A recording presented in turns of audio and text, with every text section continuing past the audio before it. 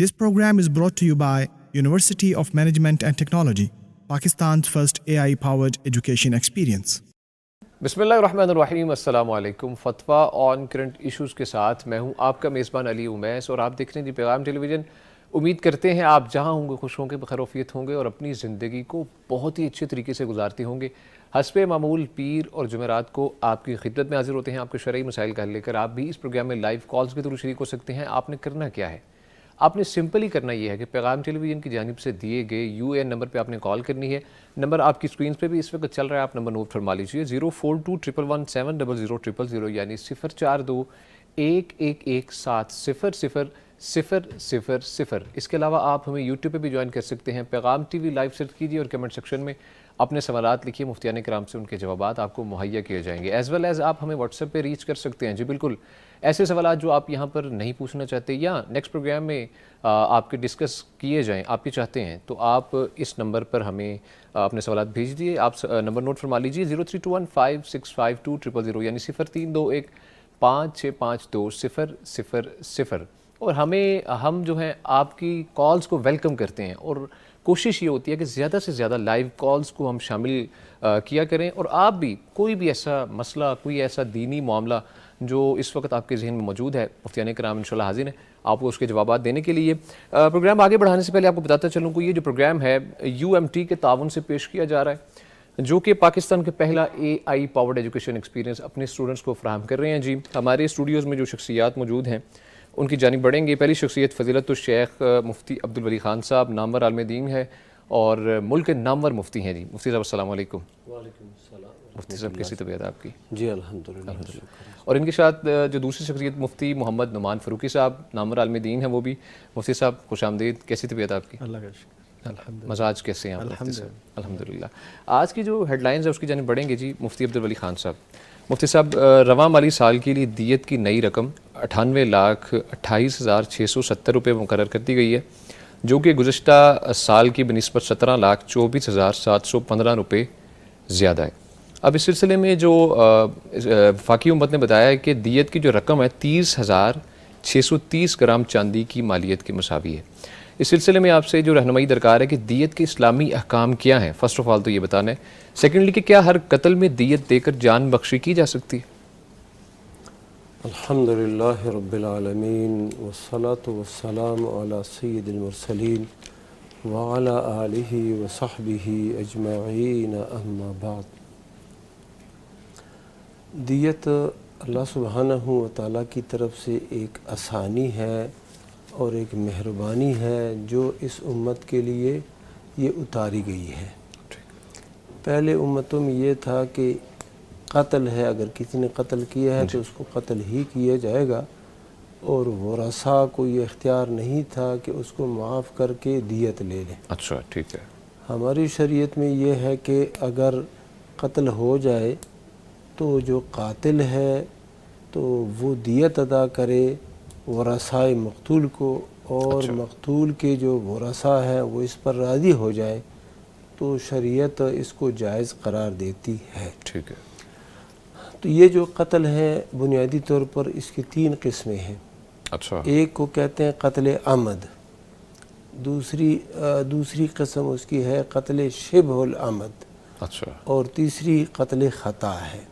एक और किस्म भी बताते हैं कत्ल बेसबबिन, यानी जारी मजराए ख़ता उसको कहते हैं। अच्छा। तो बुनियादी तौर पर फ़ुक़हा के यहाँ इसकी 4 किस्में बनती हैं। अच्छा।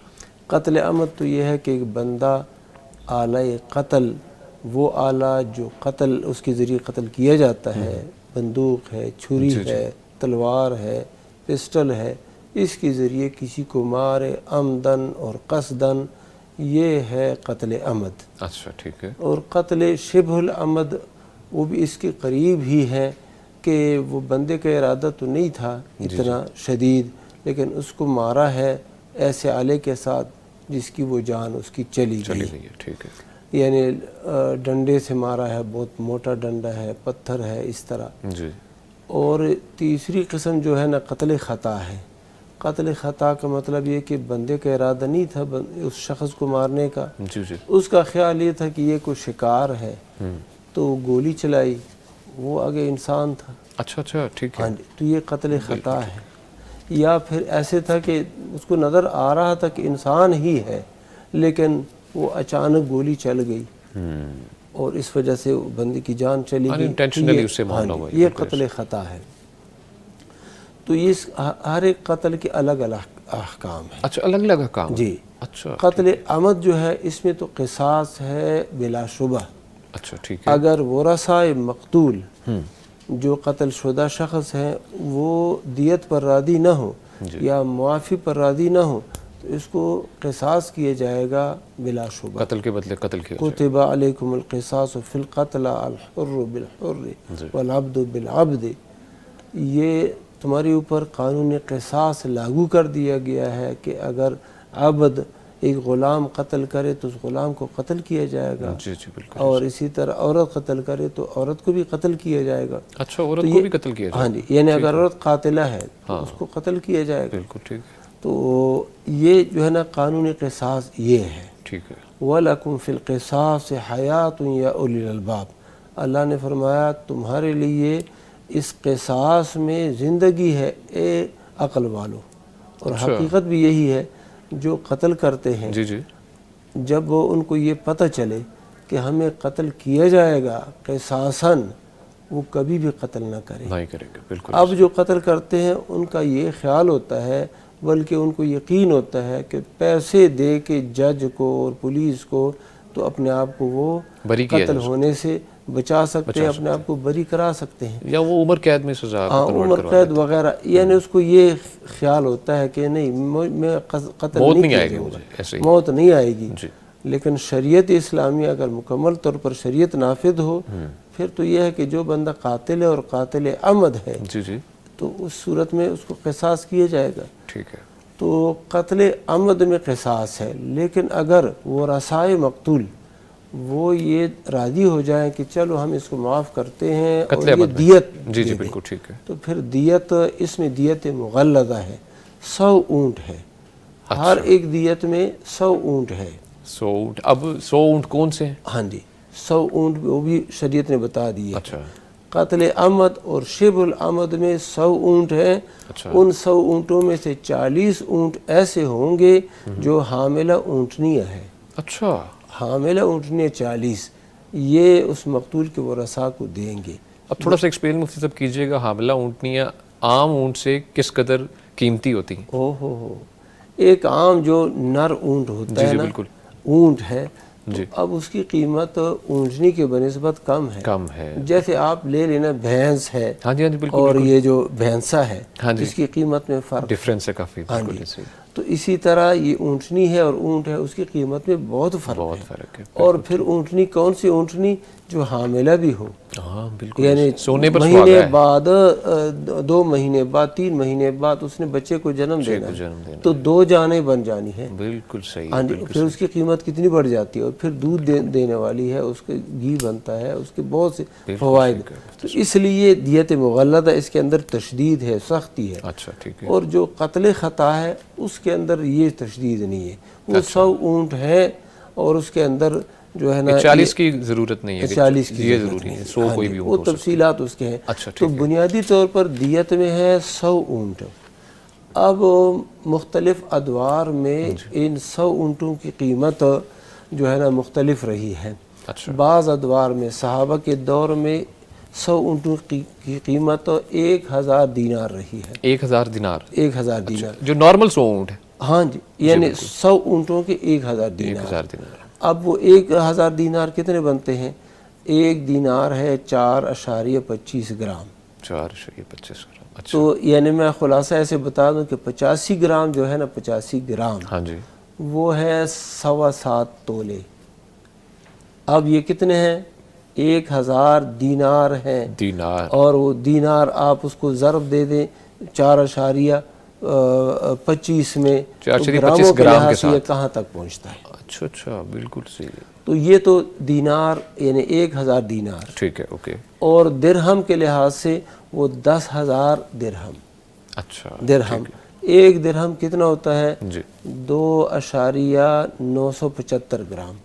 اچھا ٹھیک ہے. اب اس کا پھر بنتا ہے جو قیمت کے وزن کے لحاظ سے ہے تو کتنی چاندی بنتی ہاں جی ہے. ہاں جی بالکل بالکل. یہ 200 درہم سے جو چاندی کا وزن بنتا ہے تقریباً 52 تولے بنتا ہے. 52 تولے بنتا ہے. 52 تولے بنتا ہے. تو اس کو لے کے نا پھر یہ جو ہے نا اس کی قیمت بنا لیتے ہیں آج کے ہاں زمانے جیسا کہ میں. بنایا انہوں نے جی حکومت نے جو بنایا ہے یہاں پر 630 ٹن جو ہے نا چاندی کو بنیاد بنایا اور چاندی کو بنیاد بنا کے اس کی قیمت یہ بنا دی گئی ہے 98 لاکھ. تو باہر صورت ہے تو یہ تمام قسم کے قتل کے لیے. اور یہ جو دیت ہے صرف جان کی دیت نہیں ہے جی جی بالکل. بلکہ یہ اعضاء کی دیت بھی ہے. اچھا اگر ایک شخص اٹھتا ہے اور دوسرے شخص کو اندھا کر دیتا ہے اس کی آنکھیں نکال لیتا ہے. اچھا شریعت میں یہ ہے کہ اس شخص کو یا تو اس کی آنکھیں نکالی جائیں گی اچھا بدلے کے طور پر. بدلے کے طور ٹھیک پر, ہے. یا پھر یہ ہوگا کہ یہ 100 اونٹ اس کو دے گا. اچھا اس کے اوپر بھی اسی طرح سے لاگو ہے 100 اونٹ. اچھا یہ تو جب آنکھیں ختم ہو جاتی ہے اس کے زندگی لیے ختم کیا ہو ہی گئی. رہ جائے گا زندگی. اچھا ایک بندہ ہے اس کے نا دونوں ہونٹ یہ دونوں ہونٹ کاٹ دیے گئے ہیں. جی اس بندے کو اب کیا دیا جائے گا 100 اونٹ دیے جائیں گے. یعنی دونوں ہونٹوں کی دیت بھی 100 اونٹ ہے. 100 اونٹ ہے. 100 اونٹ ہے. اوکے. یہاں تک کہ یہ جو ناک ہے اگر ایک جڑ سے کسی نے ناک کاٹ ڈالی کسی کی اچھا اس کے بھی 100. اس کے بھی. اچھا ٹھیک. اچھا ایک شخص ہے اس کا اعلی تناسل کاٹ دیا گیا جی باقی زندہ ہے زندگی گزار رہا ہے لیکن اعلی تناسل اس کا کاٹ دیا. قصاصاً تو وہی ہے کہ اس کا اعلی تناسل کاٹ دیا جائے گا. اگر وہ یعنی راضی ہو جائے جو متاثرہ شخص ہے تو اس کو 100 اونٹ اس کی دیت بنتی ہے. اچھا 100 اونٹ دیت صرف یہ ایک الگ ٹاپک ہے یہ جو بھی آپ نے کیونکہ اس کے اندر یہ ایک انگلی اگر کوئی کاٹ دے نا شریعت میں انسانی جان کی بڑی قیمت ہے. ایک انگلی کاٹ دے 10 اونٹ دینے پڑیں گے. اللہ اکبر. 10 یہ 10 انگلیاں ہیں یہ اگر کوئی کاٹ دے تو اس کی پھر 100 اونٹ بنے. 100 اونٹ بنتے ہیں. ہاں جی. ایک دانت اگر کسی نے مکہ مارا اور دانت گرا دیا تو اس کی دیت 5 اونٹ ہے. سر یہ تو بڑا نارمل سمجھا جاتا ہے یہ جو آپ ابھی بتا رہے ہیں دانت. یہ تو عام لڑائی جو شروع کرتے ہیں اس کے اندر تو کئی کے دانت توڑ دیتے ہیں اور یہ چیز مسئلہ تو یہ ہے کہ یا تو دانت کے بدلے دانت ہے نا اچھا دانت توڑا جائے گا. اور اگر یہ ایسے نہیں ہے تو پھر کیا کیا جائے گا اس کو 5 اونٹ دینے پڑیں گے. ایک دانت. تو یہ بڑا اہم مسئلہ ہے. اور اگر یہ قانون قصاص لاگو ہو قانون دیت لاگو ہو باقاعدہ طریقے سے مذاق نہ ہو تو پھر تو یہ جو لوگ آئے دن کسی کو قتل کر دیتے ہیں یا کسی کو نقصان پہنچا دیتے ہیں اندھا بنا دیتے ہیں اور نقصان کر جاتے ہیں یہ پھر اس کے یہ کام کرنے سے پہلے 1000 دفعہ سوچیں. بالکل مفتی صاحب ماشاءاللہ جیسے آپ بتا رہے ہیں کس خوبصورتی کے ساتھ اسلام جو ہے ہمارے معاشرے کو پروٹیکٹ کرتا ہے. ہر شخص کو انسان کی جان کی قیمت جو ہے اسلام کے اصولوں پر اگر عمل کیا جائے تو میرے خیال میں بہت پرامن معاشرہ بہت بن سکتا ہے الحمدللہ. دوسری خبر کی جانب بڑھیں گے مفتی نعمان فاروقی صاحب. شیخ خبر ہے جی عالمی شہرت یافتہ معروف امریکی جج ہیں فرینک کیپریو جو کہ جنہیں چیف جج بھی کہا جاتا تھا بہت مشہور ہیں اور 2.9 ملین ان کے سبسکرائبر بھی تھے یوٹیوب پہ اور سارے سوشل میڈیا پہ ایکٹیو تھے. 1985 میں یہ بیسیکلی انہوں نے جج بنے. مشہور کس وجہ سے تھے؟ رحم دلی کی وجہ سے. ایسے کچھ لوگ ان کے پاس آتے کہ جو چلان نہیں پے کر پاتے تھے یا کوئی ایسی سچویشن ہوتی جس میں وہ اشارہ جو ہے کراس کر جاتے تو وہ ان کو معاف کر دیتے تھے ان کو بری کر دیتے تھے. اور کئی ایسے جو نہیں پے کر پاتے تھے ہوم لیس لوگ تھے ان کا خود بھی پے کر دیا کرتے تھے. ایک ہمدردی کا پہلو موجود تھا. اس سلسلے میں آپ سے جو رہنمائی درکار ہے کہ کیا ایمان کے بغیر نیک اعمال یا دل جیتنے والے کاموں کی کیا حیثیت ہے یہ فرمائیے گا. ان الحمد للہ والصلاۃ والسلام علی رسول اللہ. پہلے تو ہمیں عدل کا جو اسلامی تصور ہے اس کو تھوڑا سمجھ لینا چاہیے. ہاں بالکل ایسے ہی مفتی صاحب. کہ عدل یہ ہوتا ہے کہ جس کا جو حق بنتا ہے اسے وہ دینا. اچھا ٹھیک ہے. عموماً ہم عدل کے ساتھ مساوات کا لفظ استعمال کرتے ہیں یا انصاف کا. تو اسلام جو ہے نا عدل کی تعلیم دیتا ہے کہ جس کا جو حق بنتا ہے وہ اسے دیا جائے. جس کا جو حق بنتا ہے. اچھا ٹھیک. یعنی کوئی مسئلہ ایمرجنسی میں ہے بالکل ٹھیک اس نے کوئی قانون شکنی کی ہے تو اس کا ذرا اور ہو اس کے پاس جواز اگر موجود جی اس کے پاس اس کا. اچھا اگر کوئی اسی طرح کوئی شخصیت ہے تو اس کے لیے ظاہر ہے ذرا سہولت دیتی ہے شریعت. ٹھیک ہے. اس کے دلائل ہیں تو بہرحال عدل یہ ہے کہ ہر ایک کو اس کا حق جو بنتا ہے وہ اس کو دیا جائے. ٹھیک ہے. یعنی ہر جگہ ایک سطح پہ رکھنا یا ایک جگہ پہ رکھنا وہ لازم تمام نہیں. لوگوں کو جی ایک ہی. تو میرے خیال میں یہ جو جج ہیں ہاں جن کا آپ تذکرہ کر رہے ہیں یہ بھی اسی وجہ سے مشہور تھے کہ یہ ہر ایک کو ایک ہی نہیں دیکھتے تھے کہ کس کے ساتھ کیا ہے, کسی کو معاف کر دیا, کسی کو کم اپنی فائن طرف سے دے دیا, کسی کو زیادہ فائن کیا. اور کئی ایسے لوگ تھے جو پے کر پاتے تھے اور بغیر کسی وجہ کے انہوں نے توڑا, ان کو انہوں نے زیادہ بولا کہ آپ زیادہ بھریں فائن اس کا. بالکل. اب یہ دیکھیں نا, یہی وہ اسلام کی تعلیمات ہیں جو اسلام دیتا ہے. تو نبی صلی اللہ علیہ وسلم نے جو فرمایا کہ 7 خوش نصیبوں کو عرش کا سایہ نصیب ہوگا, ان میں سے ایک وہ شخص بھی ہے امام عادل, جو عدل کرنے والا امام ہے. اچھا. تو عدل جو ہے نا یہ بہت بڑی خوبی ہے اسلام میں, اسلامی معاشرت میں, اسلامی ریاست میں, اس کا بہت ہی اہم کردار ہے.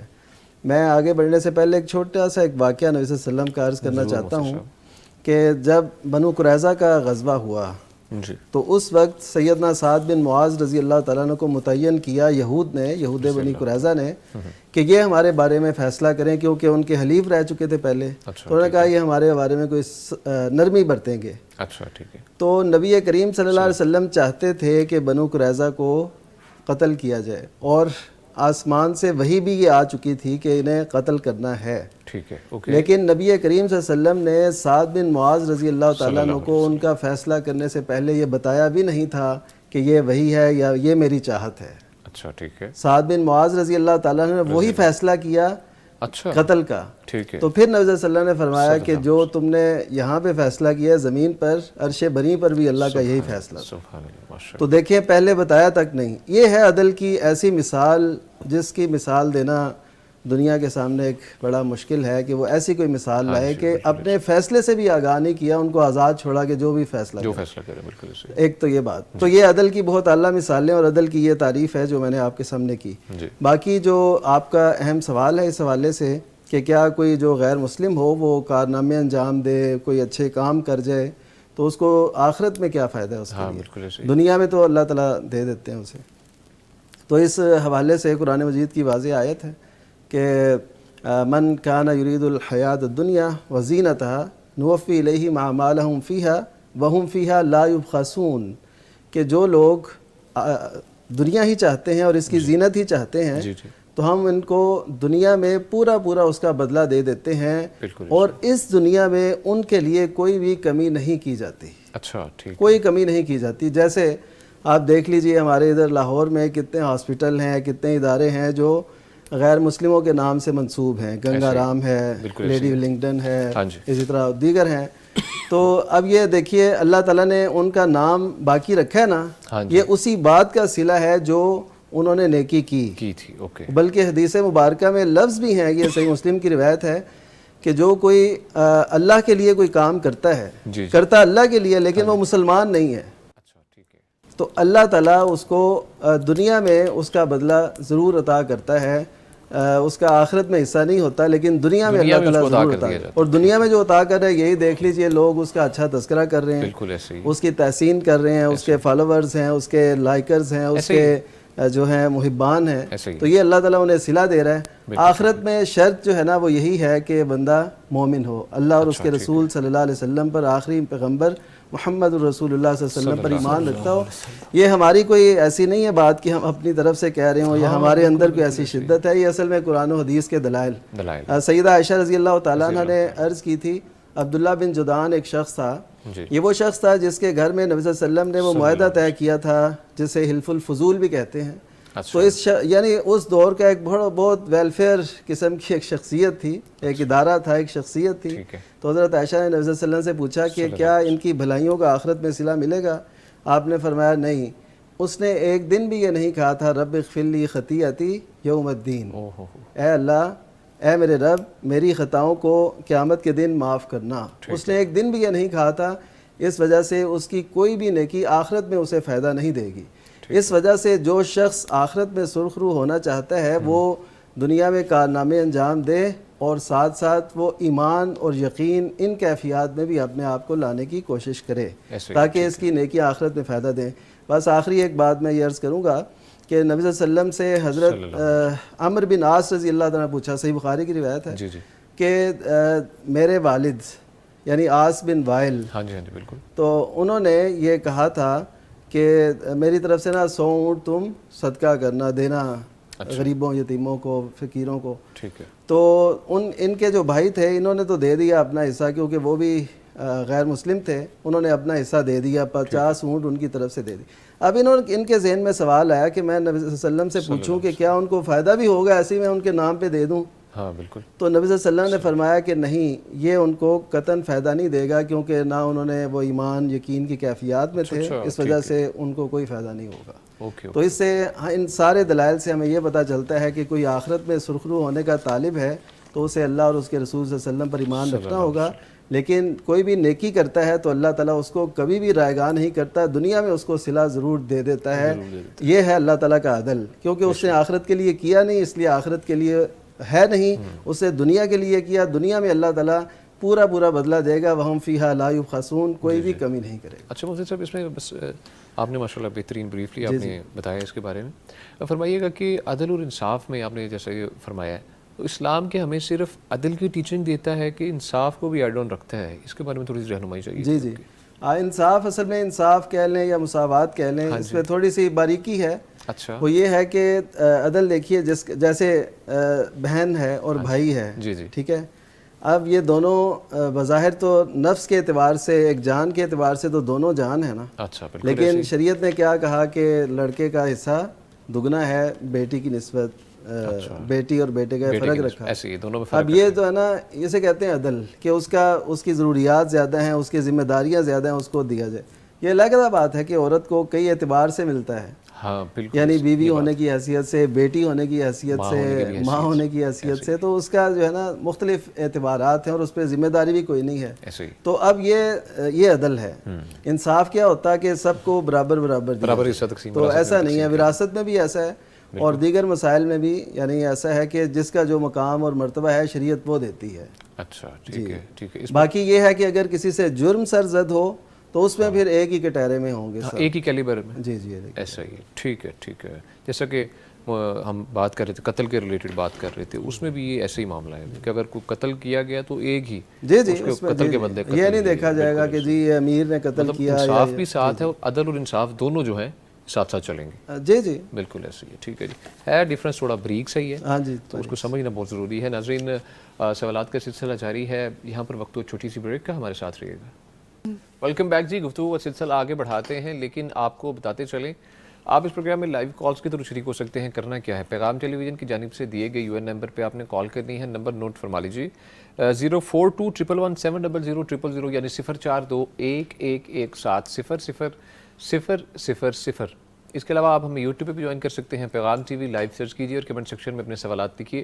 مفتیان کرام سے ان کے جوابات آپ کو مہیا کیے جائیں گے. واٹس ایپ کا نمبر بھی نوٹ فرما لیجیے, 0321565200, یعنی 0321565200.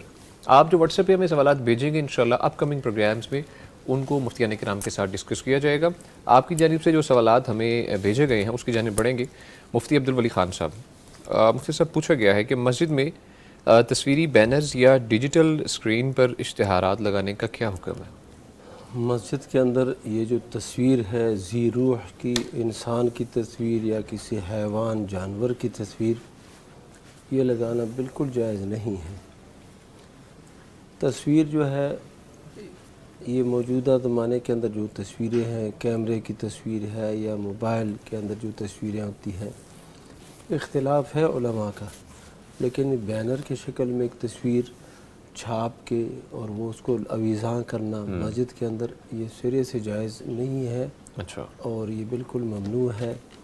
اچھا. قیامت کے دن ایسے ہی لوگوں کو کہا جائے گا کہ یہ تم اب زندہ کرو, جن کی تصویریں تم نے بنائی ہے, ایک تخلیق کی ہے, اب ان کے اندر روح ڈالو. ٹھیک ہے. اور اشد الناس عذاباً یوم القیامت, قیامت کے دن جو سب سے زیادہ سخت عذاب دیا جائے گا وہ مصورون ہوں گے. اچھا. تصویر بنانے والے, مجسمہ ساز, اور اسی طرح ہاتھ سے جو تصویریں بناتے ہیں, تو باہر صورت جائز نہیں ہے. ٹھیک ہے. اچھا, یہ مساجد کو ان چیزوں سے پاک رکھنا ہی چاہیے. مفتی صاحب, اس میں اگر وہ تصاویر ہوں جس میں نماز کا طریقہ سکھایا گیا ہو, جس میں چہرہ واضح نہیں ہوتا, چہرہ بالکل بلر کر دیا جاتا ہے, وہ بہتر ہے؟ تو تو جب چہرہ واضح نہیں ہے تو نماز کی کیا ترکیب اس سے وہ سکھائیں گے. بہر صورت اجتناب ہی بہتر ہے. اچھا اجتناب مساجد کے اندر یہ چیزیں نہیں ہونی چاہیے. اچھا ٹھیک ہے. نوح علیہ السلام کی جو قوم ہے نا وہ شرک میں کیسے مبتلا ہوئی. جی. تو یہ جو ان کے تھے سواع اور یغوث اور یعوق اور نصر، یہ بزرگان دین تھے، بڑے نیک اور صالح لوگ تھے. اچھا اچھا. بخاری شریف کے اندر حدیث ہے عبداللہ بن عباس رضی اللہ تعالیٰ عنہما کی. رضی اللہ تعالیٰ. ہوا یہ کہ یہ نیک لوگ فوت ہو گئے تو یہ بہت زیادہ غمگین ہو گئی وہ قوم کہ ہمارے ایسے صالح اور نیک لوگ فوت ہو گئے ہیں. تو شیطان ان کے پاس آیا. اچھا. اور شیطان نے کہا کیوں پریشان ہوتے ہو، ان کی تصویریں بناؤ، مجسمے بناؤ اور اپنی عبادت گاہوں میں ان کو رکھو. ہاں جی. تو انہوں نے ایسا ہی کیا. تو وہ جو لوگ تھے وہ تو کہتے تھے یہ ہمارے بزرگ ہیں، نیک لوگ ہیں، اللہ کے ولی تھے، فوت ہو گئے ہیں. وہ عبادت نہیں کرتے تھے. حدیث کے الفاظ یہ ہے کہ جب وہ لوگ فوت ہو گئے اور علم مٹ گیا، ہاں بالکل، علم مٹ گیا، تو لوگوں نے پھر ان ہی کی عبادت شروع کر دی، ان تصویروں کی، ان مجسموں کی. انہوں نے کہا عبادت گاہوں میں، مساجد میں ان کو رکھا ہوا ہے تو کس لیے رکھا ہے؟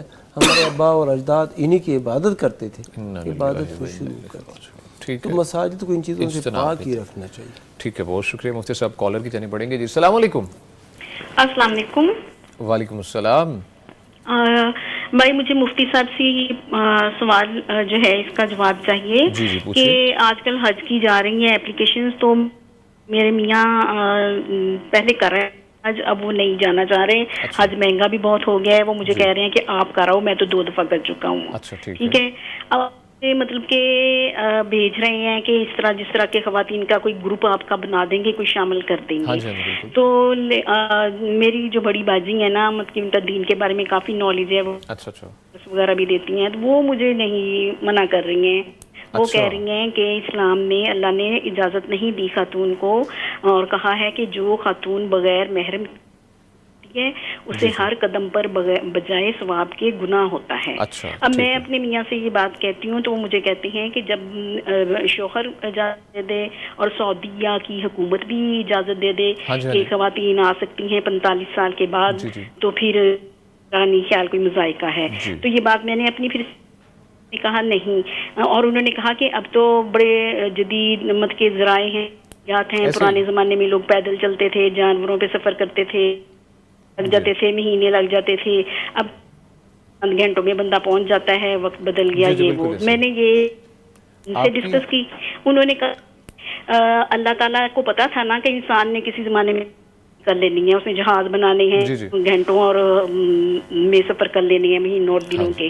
تو اللہ تعالیٰ کو یہ سب پتا تھا. اس نے خود کہہ دیا ہوتا کہ جب ایسا وقت آئے گا تو عورت ایسے سفر کر لے. اچھا اسما صاحبہ، آپ کی ایج 45 سے پلس ہے بتائیے. جی ٹھیک ہے، بہت شکریہ آپ نے کال کی اسما صاحبہ. تو اب میں یہ پوچھنا چاہ رہی ہوں کہ اگر اس صورتحال میں خاتون حج کر لیتی ہے اکیلی گروپ کے ساتھ جا کے، اس کی شرعی حیثیت کیا ہوگی؟ وہ جائے گا، لیکن کیا وہ مقبول مبرور کے درجے میں آئے گا یا نہیں، یا صرف بس ایویں ہی ہوگا؟ کیا ہوگا؟ ٹھیک ہے، بہت شکریہ اسما صاحبہ آپ نے کال کی. مفتی نعمان فاروقی صاحب سے فرمائیے گا. جی ویسے تو ماشاءاللہ انہوں نے سوال ہی میں بہت کچھ واضح کر دیا الحمدللہ. یعنی ایسی دین کی سمجھ بوجھ ہونی چاہیے الحمدللہ. اس سے سوال دینے والے کو بھی خوشی ہوتی ہے، جواب دینے والے. تو اصل ایسا ہے کہ نبی کریم صلی اللہ علیہ وسلم نے تو منع فرمایا، اور واضح حدیث ہے اس بارے میں کہ کوئی بھی عورت 1 دن کے الفاظ بھی ہیں، 2 دن کے بھی، 3 دن کے بھی. تو فقہاء نے کہا ہے کہ کم از کم 1 دن کا بھی سفر ہونا، تو وہ بھی وہ بھی اس کے بغیر نہ کیا جائے، محرم کے بغیر کوئی عورت نہ کرے. ٹھیک ہے. اب دیکھیے کہ یہ جو سفر ہے یہ دن سے کم ہے. پہلی تو یہ بات ہو گئی. ایسا ہی تو کئیوں نے اچھا مطلق حدیث بھی آتی ہے کہ سفر کرے ہی نہ، لیکن اس میں پھر ہمیں 2 کیٹیگریز تو کرنی پڑتی ہیں کہ اپنے شہر کا سفر ہے، کسی نے پڑھنے جانا ہے، کسی نے ڈیوٹی پہ، جاب پہ، ایک سے دوسرے گھر، بچوں کو چھوڑنے جانا ہے. اس طرح تو پھر ہم مطلق طور پہ تو یہ کہہ نہیں سکتے کہ عورت سفر کر ہی نہیں سکتی محرم کے بغیر. ٹھیک ہے. تو اس کا مطلب ہے کہ جس حدیث میں یہ آیا 1 دن، اس کو کم از کم لیا گیا ہے. اور یہ جو سفر آج ہمارا ہو جاتا ہے خاص کر یہ حج عمرے کا، ایک دن سے کم کی، یعنی یہاں سے اگر کوئی جاتا ہے تو ایک دن سے بہت کم، یعنی 4-5 گھنٹے کا سفر ہوتا ہے جو ہوتا ہے. تو اس وجہ سے ایک تو یہ ہے سہولت. دوسرا یہ ہے کہ ہمارے پاس سلف صالحین کے فتوے موجود ہیں. امام شافعی رحمہ اللہ کے نزدیک اس دور میں انہوں نے یہ کہا تھا کہ اگر قافلہ ہو قابل اعتماد، ٹھیک ہے، اور خواتین ہوں اس میں، تو اس گروپ کے ساتھ عورت جا سکتی ہے حج کے سفر پہ. یہ علیحدہ بات ہے کہ کچھ فقہا نے یہ بات کہی ہے کہ اس پہ حج فرض نہیں ہوگا. یہ ایک علیحدہ چیز ہوتی ہے نا کہ اس پہ حج فرض نہیں ہے. ہم ان کو بھی یہی کہیں گے کہ آپ پہ حج فرض نہیں ہے، لیکن ایک شخص، ایک عورت کی دلی تمنا ہے، زندگی بھر کی آرزو ہے کہ میں حرم دیکھوں، اللہ تعالیٰ کا گھر دیکھوں، تو اس کے لیے پھر ایسے وسائل نہیں ہے کہ وہ اپنے ساتھ محرم کے اخراجات اٹھا سکے، کیونکہ آلریڈی وہ کر بھی چکے ہیں. جی کر چکے ہیں. تو اس وجہ سے ہم یہ کہیں گے امام شافعی رحمہ اللہ کے اور امام حسن بصری رحمہ اللہ ان کے فتوے کی روشنی میں کہ ایسا سفر کیا جا سکتا ہے. اور سعودی حکومت تقریباً آلموسٹ وہی چیز اس کی اجازت دیتی ہے جو دین میں جس کی کوئی نہ کوئی اجازت ہوتی ہے. اچھا، یعنی یہ ایسے نہیں ہوتا کہ ان کی علماء کا پینل ٹیم فتویٰ کمیٹی وہ بیٹھ کے پھر جو فتویٰ دیتے ہیں اس کی روشنی میں پھر وہ ملک کا قانون یا حج و عمرے کے حوالے سے جو ضوابط ہیں، مناسک ہیں، اس میں وہ ایڈ ہوتا ہے. تو انہوں نے بھی اجازت انہی فتووں اور قدیم جو اور جدید ذرائع آمد و رفت میں جو فرق ہے اور اس ساری روشنی میں یہ نتیجہ نکالا کہ ہم ایسا کر سکتے ہیں. پاسبلٹی ہے، بالکل ایسے ہی ہے. بہت شکریہ مفتی صاحب، تھینک یو سو مچ. جی شیخ، آپ بھی کچھ فرمانا چاہ رہے ہیں، فرمائیے گا شیخ. میں عرض کرنا چاہتا ہوں. جی شیخ. شیخ صاحب نے اس مسئلے کو واضح کر دیا. ہاں جی بالکل. اور مسئلہ ہے بھی ایسے ہی. الحمدللہ. میں کچھ مزید اضافہ کرنا چاہتا ہوں. ضرور شیخ محترم. امہات المؤمنین نے عمر فاروق رضی اللہ تعالیٰ عنہ کے زمانے میں اور ان کی سربراہی میں، نگرانی میں عبد الرحمن ابن عوف رضی اللہ عنہ کو نگران بنا کے، اور اسی طرح عثمان بن عفان رضی اللہ تعالیٰ عنہ ان کو نگران بنا کے امہات المومنین کو حج کے لیے بھیجا. ٹھیک ہے، اوکے. اور نہ عبد الرحمن بن عوف ان کے محارم میں سے تھے، نہ ہی عثمان بن عفان امہات المومنین کے محارم میں سے تھے. صرف یہ تھا کہ ایک پرامن اور اسی طرح امن والا راستہ ہے، امن کی حالت ہے، گئے ہیں. ٹھیک ہے. ایک حدیث آتی ہے، صحیح بخاری کی حدیث ہے، اس میں اللہ کے نبی صلی اللہ علیہ وسلم ایک صحابی کو فرماتے ہیں کہ ایسا وقت بھی آئے گا کہ حیرہ، بغداد عراق کے اندر شہر ہے حیرہ، وہاں سے ایک عورت بیت اللہ شریف کی طرف آئے گی، اکیلے وہ نا اپنی سواری پر سوار ہوگی اور یہاں پر آ کے بیت اللہ کا طواف کرے گی، اللہ کے سوا کسی سے وہ نہیں ڈرے گی. اس سے بھی اہل علم نے جواز کا استنباط کیا ہے. اس کے علاوہ یہ شیخ صاحب نے فرما دیا، امام شافعی رحمہ اللہ، حسن بصری رحمہ اللہ، اور پھر بہت بڑے امام جو ہیں بعد کے زمانے کے، شیخ الاسلام ابن تیمیہ رحمہ اللہ، وہ فرماتے ہیں جب امن کی صورت ہو تو عورت جا سکتی ہے محرم کے بغیر بھی. اور یہ جو صورتحال ہے نا اب تو بہت امن ہے. ایسا ہی الحمدللہ. شیخ صاحب نے ایک اور بات بتائی کہ یہ ایک دن کا سفر، ایک دن سے کم کا سفر ہوتا ہے. یہ بات تو ٹھیک ہے کہ 4-5 گھنٹے لگتے ہیں، لیکن یہ سفر ختم تو نہیں ہوتا. سفر وہاں پر رہتا ہے، پھر یہاں سے مدینے انہوں نے جانا ہے، اسی طرح مکہ مکرمے سے باہر عرفات میں جانا ہے، مینا میں جانا ہے. تو وہ دلیل ذرا ایسے واضح طور پر بنتی نہیں ہے. لیکن یہ امن کی جو دلیل آپ نے دی، یہ امن ہو تو بس ٹھیک. اور یہ صورتحال الحمدللہ موجود ہے، اللہ کا شکر الحمدللہ. سختی دین میں موجود نہیں ہے. جی بہت شکریہ. جی کالر کی جانب بڑھیں گے. السلام علیکم. وعلیکم السلام. جی سر کیسے ہیں جی آپ؟ اللہ کا کرم بھائی جان. میں نے سوال پوچھنا ہے مفتی صاحب. جی سر پوچھئے. سوال یہ ہے کہ سورج جو ہے نا طلوع ہونے سے پہلے ہم جماعت کتنا دیر تک جا سکتے ہیں؟ اچھا ٹھیک ہے جی بہت شکریہ. محمد رمضان صاحب ہمارے ساتھ موجود تھے لیا سے. مفتی عبدالولی خان صاحب شیخ فرمائیے گا، سورج طلوع ہونے سے پہلے کب تک نماز پڑھ سکتے ہیں؟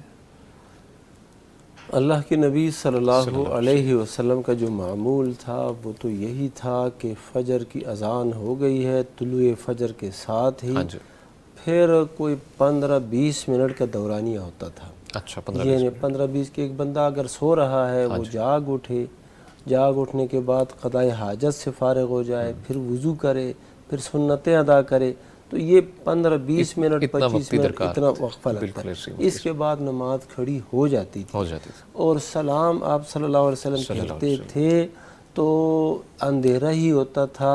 اور خواتین جب جاتی تھی تو ان کے متعلق ام المؤمنین بیان فرماتی ہے کہ ما یعرفن من الغلس، اندھیرے کی وجہ سے ان کی پہچان نہیں ہوتی تھی کہ یہ نماز پڑھ کے جب واپس پلٹتے تھے. ہاں جی، کہ یہ کون ہے اور کون نہیں ہے، یہ زینب ہے، ام کلثوم ہے، فلان ہے، اس طرح پہچان ان کی نہیں ہوتی تھی. ٹھیک ہے، تو یہ بات تو ہے کہ انہیں اندھیرے میں نماز کی ابتدا ہونی چاہیے. اب دوسری بات کہ کب تک یہ نماز پڑھی جا سکتی ہے. ایک بندہ تاخیر سے اٹھا ہے، ابھی 10 منٹ رہتے ہیں طلوع شمس سورج کے طلوع ہونے میں، یہ جا کے وضو کرے اور نماز شروع کرے. حتیٰ کہ سورج طلوع ہونے سے پہلے اگر وہ 1 رکعت بھی پا سکتا ہے تو وہ نماز شروع کرے. اچھا نماز شروع کر لے، نماز شروع کر لے. وہ اگر نماز چھوڑے گا نہیں، نہیں اگر سورج طلوع ہوتا ہے اس دوران طلوع ہونے جاری رکھے، نماز جاری رکھے. 1 رکعت وہ 1 رکعت پہلے پا لے گا اور 1 رکعت بعد میں ادا کر لے گا. ٹھیک ہے، نارمل پرسپیکٹیو ڈیفرنٹ ہے. وہ جو منع ہے نا، وہ منع یہ ہے کہ سورج طلوع ہو رہا ہے، ہاں بالکل، اس کا جو ایک ٹکڑا ہے، ایک حصہ ہے، وہ اوپر آ گیا ہے. اوکے، اب نفل نماز کے متعلق تو اتفاق ہے کہ اب نفل نماز ہم اس وقت نہیں شروع کر سکتے. ہاں فرض نماز کے متعلق اس بارے میں اہل علم کہتے ہیں کہ نہیں ہے، وہ شروع کر سکتے ہیں. بعض نے کہا عبداللہ ابن عمر رضی اللہ عنہ فرماتے ہیں کہ نہیں، وہ ٹھہرتے تھے، صبر کرتے تھے، جب سورج مکمل نکل آتا پھر کرتے پھر پڑھتے. ٹھیک ہے، بہت شکریہ. اچھا مفتی صاحب، نارملی تو کچھ ٹائم آج کل آ چکا ہے، وہ پہلے سے ہی مینشن ہوتا ہے، اگر آپ گوگل پہ بھی سرچ کریں، ویسے ہر مسجد میں موجود ہوتا ہے کہ 5 منٹ کا کوئی دورانیہ ہوتا ہے، اس دوران وہ آ بھی جاتا ہے ممنوع وقت نماز کا. ایسا ہی ہے، تو اس میں اجتناب کر لیں. بہت شکریہ جی. اس میں اگر ایک پہلو یہ ایڈ کر لیا جائے، وہ یہ کہ جیسے انہوں نے کہا جماعت کب تک کرا سکتے ہیں. ہو سکتا ہے ان کے ذہن میں یہ ہو کہ اگر ہم کچھ لیٹ ہو گئے ہیں تو جماعت نہ کریں، اکیلے پڑھ لیں. تو اس پہلو سے بھی میں عرض کر دوں کہ طلوع آفتاب کے بعد، یعنی سورج طلوع ہونے کے بعد بھی اگر آپ کو نماز پڑھنی ہے نا، تو کچھ لوگ رہتے ہیں تو تب بھی جماعت کروائی جائے. نبی صلی اللہ علیہ وسلم سے یہ ثابت ہے، صحیح بخاری کی. سو مچ مفتی صاحب، بہت شکریہ. کالر ہیں جی، السلام علیکم. وعلیکم السلام جی، میں احسن علی بات کر رہا ہوں لاہور سے. علی بھائی کیسے ہیں آپ؟ الحمدللہ، آپ سنائیں احسن بھائی کیسے ہیں آپ؟ جی میں بھی بالکل ٹھیک ہوں اور امید ہے مفتیان اکرام بھی بالکل خیریت سے ہوں گے. میرا مفتی صاحب سے یہ پہلا سوال تو یہ ہے کہ میں قرآن پاک مطلب دیکھ نہیں سکتا تو سن کے یاد کرتا ہوں موبائل سے، کیا اس کے لیے میرا وضو ہونا ضروری ہے کہ میں ویسے بھی کر سکتا ہوں؟ اور دوسرا سوال میرا یہ تھا کہ میں نا نماز میں اکثر بھول جاتا ہوں، تو الحمدو کی جگہ اتحیاتو اور اتحیاتو کی جگہ الحمدو شروع ہو جاتی ہے، تو کیا اس لیے مجھے سجدہ سہو واجب ہوگا؟ اور ایک نا میری گزارش تھی مفتی علی بھائی آپ سے کہ میں مفتی صاحب سے ڈائریکٹ بات کرنا چاہتا ہوں. جی تو مفتی صاحب سے مجھے یہ کہنا تھا کہ جس طرح آج کل قتل کا عام ہو گیا ہے کہ بات بات پر لوگ قتل کر دیتے ہیں، اسی طرح نا بات بات پر خودکشی کا بھی وہ ایک عام ہی رواج چل گیا ہے کہ بات پہ لوگ خودکشی بھی مطلب شروع کر دیتے ہیں. ذرا سی کوئی مصیبت آتی ہے تو بس چھتوں سے کود جاتے ہیں اور گولیاں کھا لیتے ہیں اور نہروں میں چھلانگیں مار دیتے ہیں. تو مجھے یہ کہنا تھا کہ مفتی صاحب سے کہ گزارش تھی کہ آپ اس کے بارے میں بھی کچھ مطلب بتا دیں، کوئی علم ہمارے سے دے دیں کہ خودکشی بھی کسی طرح بھی جائز نہیں ہے. اس لیے کبھی بھی مشکل میں خودکشی کسی بھی صورت میں جائز نہیں ہے. اس کے بارے میں چاہتا ہوں کہ آپ کچھ بتا دیں. ٹھیک ہے احسن بھائی، بہت شکریہ، آپ نے کال کی اور بہت اہم معاملے کی طرف آپ نے توجہ دلائی ہے. انشاءاللہ مفتیان اکرام کی جانب بڑھیں گے. مفتی عبدالولی خان صاحب شیخ، پہلے سوال کا بتائیے گا ذرا. جی میں تو محترم احسن صاحب سے یہی کہتا ہوں کہ یہ جو خودکشی ہے، خودکشی کے متعلق میں کہہ دیتا ہوں جی شیخ فرماتی کہ خودکشی کسی بھی صورت میں جائز نہیں ہے. بالکل صحیح. بندے کے اوپر 1000 مصیبتیں آ گئی ہیں پھر بھی خودکشی اور اپنے آپ کو قتل کرنا جائز نہیں. وَلَا تَقْتُلُوا أَنفُسَكُمْ، اپنے آپ کو قتل مت کرو، اللہ نے منع کر دیا ہے. وَلَا تُلْقُوا بِأَيْدِيكُمْ إِلَى التَّهْلُكَةِ، اپنے آپ کو ہلاکت میں مت ڈالو. اور احادیث میں جو آیا ہے، صحیح بخاری اور دیگر کتب میں جو حدیث آئی ہے وہ یہ ہے کہ جو بندہ خودکشی کرتا ہے تو جب تک قیامت قائم نہیں ہوتی اس وقت تک یہ سلسلہ اس کا ایسے ہی چلے گا، اپنے آپ کو اسی طریق سے قتل کرتا رہے گا اور یہ اذیت اپنے آپ کو پہنچاتا رہے گا جس طریقے سے اس نے دنیا کے اندر اپنے آپ کو قتل کیا تھا. یعنی چھری سے اپنے آپ کو قتل کیا تو مسلسل یہ تکلیف سے گزرتا رہے گا، اس تکلیف سے گزرتا رہے گا. اگر زہر کھا کے وہ مرا ہے تو وہ زہر کھاتا رہے گا. آگ لگا کے اپنے آپ کو قتل کیا ہے پھر بھی یہی حکم ہے. پہاڑ سے کسی اونچی جگہ سے اپنے آپ کو گرا کے اپنے آپ کو مار دیا ہے. تو یہ سلسلہ یعنی یہ نہیں ہے کہ مصیبت ہے، سختی ہے، بیماری ہے، غربت ہے، اب یہاں سے اس نے آپ کو ختم کر دیا ہے تو امن میں آ گیا ہے، سکون میں آ گیا ہے. نہیں، اس کے بعد تو مصیبت دوگنی اور چوگنی ہو گئی ہے اور بے حد زیادہ ہو گئی ہے. تو دنیا کے اندر تو یہ امید تھی کہ ہو سکتا ہے مہینے بعد، یہ تو اللہ سبحانہ و تعالیٰ کے ہاتھ میں ہے سارا. وَتِلْكَ الْأَيَّامُ نُدَاوِلُهَا بَيْنَ النَّاسِ. اللہ سبحانہ و تعالیٰ حالات کو بدلتا ہے. یہ ہم نے دیکھا ہے، بعض لوگ بہت مصیبت میں ہوتے ہیں، غربت میں ہوتے ہیں، اور کچھ عرصہ کے بعد دیکھتے ہیں اللہ تعالیٰ نے ان پر کرم فرمایا ہوتا ہے. تو یہ حالات بدلنے میں کوئی دیر نہیں لگتی. اور قرآن مجید کی آیت بھی تو ہے کہ ہر مشکل کے ساتھ آسانی لکھتی گئی ہے. آسانی ہے. إِنَّ مَعَ الْعُسْرِ فَإِنَّ مَعَ الْعُسْرِ يُسْرًا إِنَّ مَعَ الْعُسْرِ يُسْرًا. یعنی یہاں پر اہل علم بیان فرماتے ہیں کہ اللہ سبحانہ و تعالیٰ نے العسر جو سختی ہے اس کو معرفہ بیان کیا ہے، اور جو آسانی ہے یسر اس کو نکرہ بیان کیا ہے. کیا مطلب؟ وہ یہ بتاتے ہیں کہ ایک سختی کے ساتھ اللہ سبحانہ و تعالیٰ دو آسانیاں لے آتا ہے تو حالات بدلتے ہیں. اب ایک بندہ اپنے آپ کو مار دیتا ہے تو بعد میں وہ بچے، اب تو یہ ظلم شروع ہو گیا ہے کہ وہ بچوں کو بھی یعنی قاتل بھی بن جاتے ہیں، دوسروں کا بچوں کو بھی قتل کر دیتے ہیں، اور اسی طرح پھر اپنے آپ کو بھی قتل کر دیتے ہیں. یہ ظلم در ظلم ہے، اس کسی بھی صورت میں جائز نہیں ہے. حتیٰ کہ ایک اچھے مقصد کے لیے بھی نا خودکشی کرنا جائز نہیں ہے. بندہ کہتا ہے میں اپنے آپ کو بم باندھ کے کفار پر حملہ کرتا ہوں، اس طریقے سے ان کا نقصان کر دیتا ہوں.